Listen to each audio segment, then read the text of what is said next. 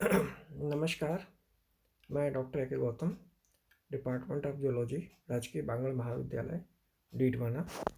छात्रों, आज मैं आपके लिए लाइसोसोम्स एवं उसके अंदर पाई जाने वाली पॉलीमॉर्फिज्म की बातें आपसे करूंगा। यह विषय बीएससी फर्स्ट ईयर जूलॉजी के सेकंड पेपर के अंतर्गत सम्मिलित है और मैं इसके साथ साथ कुछ इम्पोर्टेंट क्वेश्चंस और भी डिस्कस आपसे करूंगा।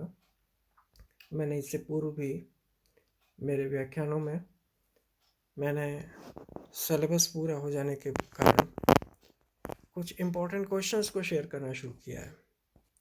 मैं ये क्वेश्चन पे जो आपसे शेयर कर रहा हूँ गत वर्षों में परीक्षाओं में पूछे गए हैं एमडीएस यूनिवर्सिटी अजमेर के पेपर्स में, BSc first year zoology second paper में, और उसी क्रम में मैं आज आपसे और भी अनेक प्रश्नों और उनके संगत उत्तरों और कैसे उत्तर लिखा जाता है वो शैली के बारे में मैं आपसे शेयर कर रहा हूँ। तो अपन शुरू करते हैं। क्वेश्चन है कि लाइसोसोम्स में पॉलीमॉर्फिज्म की विवेचना कीजिए। हिंदी में लयन काय बहुरूपता की विवेचना कीजिए। तो ये पॉलीमॉर्फिज्म या बहुरूपता क्या होती है? जब किसी संरचना में मूलभूत संरचना एक ही होती है परंतु अपना रूप बदल करके अनेकों संरचना कार्यात्मक विचित्रता पाई जाए, जिसमें अपने कार्य के आधार पर उसके संरचना में परिवर्तन हो किसी संरचना के, तो उसको पॉलीमॉर्फिज्म कहते हैं। अर्थात किसी संरचना का एक से अधिक रूप में मिलना बहुरूपता कहलाता है। लाइसोसोम्स में निम्न रूप में बहुरूपता पाई जाती है। लाइसोसोम्स डी सबर्टिस एवं साथियों ने लाइसोसोम को 4 प्रकार से बांटा था। पहला टाइप था प्राइमरी लाइसोसोम्स, प्राथमिक लाइसोसोम कहते हैं इनको हिंदी में।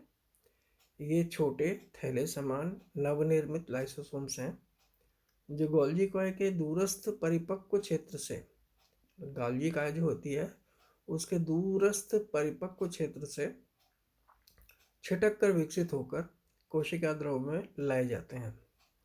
इसे संग्रहकारी कणिका भी कहते हैं। इनके भीतर उपस्थित एंजाइम्स, आप जानते हैं लाइसोसोम्स का मार्कर एंजाइम क्या होता है? Acid phosphatase. तो इनके भीतर उपस्थित एंजाइम्स राइबोसोम्स द्वारा संश्लेषित किए जाते हैं। इसी तरह से होता है द्वितीयक लाइसोसोम्स। ये फैगोसाइटोसिस या पिनोसाइटोसिस से उत्पन्न होते हैं, जिनमें बाह्यकाय या बाह्य कोशिकीय पदार्थ होता है। इन पर कोशिका कला का, सेल मेम्ब्रेन का आवरण होता है और ये रचनाएं फैगोसोम्स कहलाती हैं। इनसे प्राथमिक लाइसोसोम संलग्न हो जाते हैं और इन्हें द्वितीयक लाइसोसोम्स या हेट्रोलाइसोसोम्स या फैगोलाइसोसोम्स कहते हैं। इसी तरह से तीसरी संरचना होती है अवशिष्ट काय।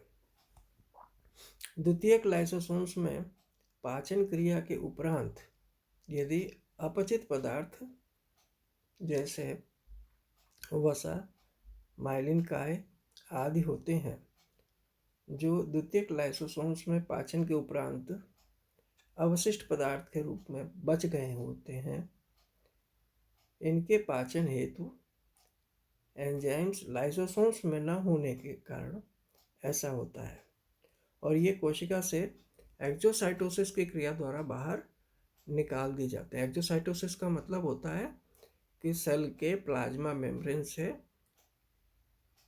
एक्जोसोम एक उत्फुलन के रूप में एक संरचना बनती है जिसमें जो बाहर निकलने वाला पदार्थ होता है वो भर जाता है और फिर ये पिंच्ड ऑफ होकर के, छिटक करके वह संरचना बाहर निकल जाती है।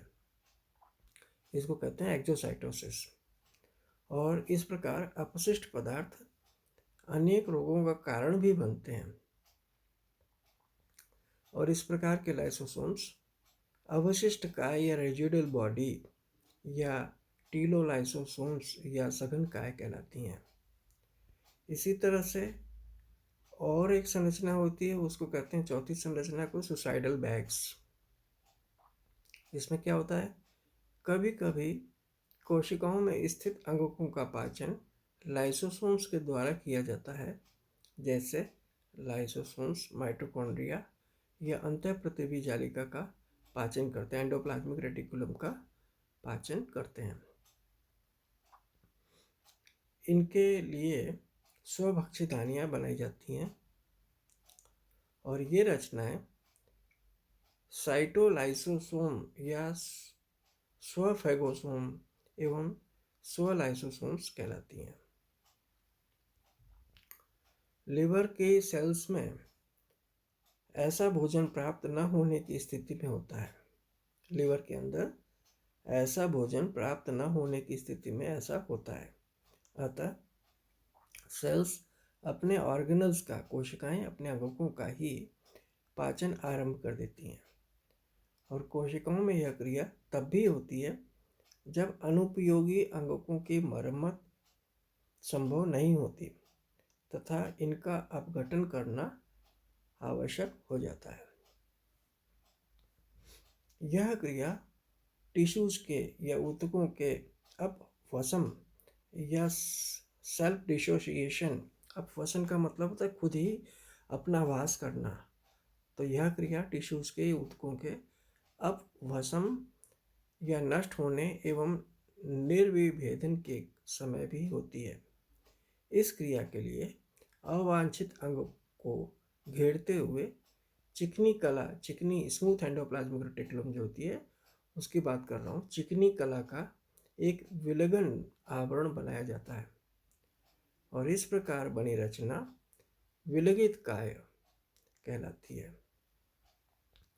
इससे एक या अनेक प्राथमिक लाइसोसोम्स संलग्न होकर इसमें उपस्थित अंगक का अपने एंजाइम्स की सहायता से पाचन करना आरंभ कर देते हैं और इस प्रकार बनी विलगित काय का जीवन काल निश्चित होता है। तो ये इस प्रकार से ये जो संरचना है वो क्या कहलाती है, सुसाइडल बैग्स। तो अब आपको मैं रिवाइज कर रहा हूँ कि पॉलीमॉर्फिज्म के अंदर लाइसोसोम्स में जो संरचनाएं पाई जाती हैं वो कौन कौन सी होती हैं। एक तो होती है प्राइमरी लाइसोसोम,